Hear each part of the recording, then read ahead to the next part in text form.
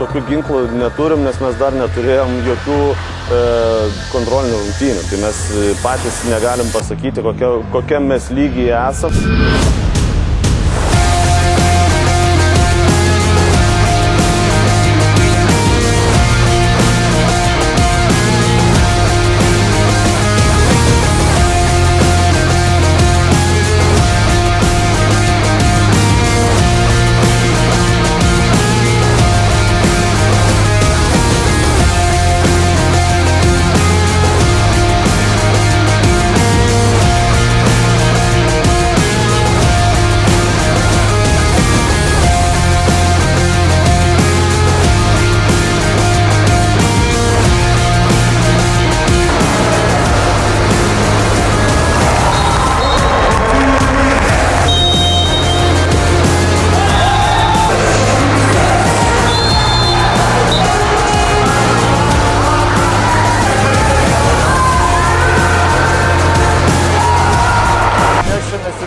Prieš Šampą tikrai buvo nurašę ir nustebinom daugą, netgi ir patys save galėčiau pasakyti. Stengiamės išlaikyti, palaikyti vieni kitus, išlikti vieningi iki galo.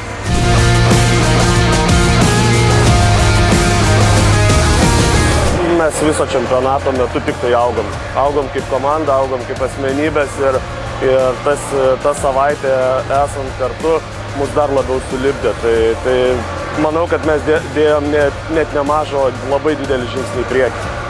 Jūtom tiek palaikymą iš šalies, tiek buvimą čia ir tos gal net pirmosios rungtynės prie savų žiūrovų mums buvo didesnis jaudulys, su kuo paskiau susigyvenom ir jau mes šiandien matėm, kad žaidžiant prieš akivaizdžiai stipresnius prancūzus, tos namų sienos palaikymas tų žiūrovų tikrai juntamas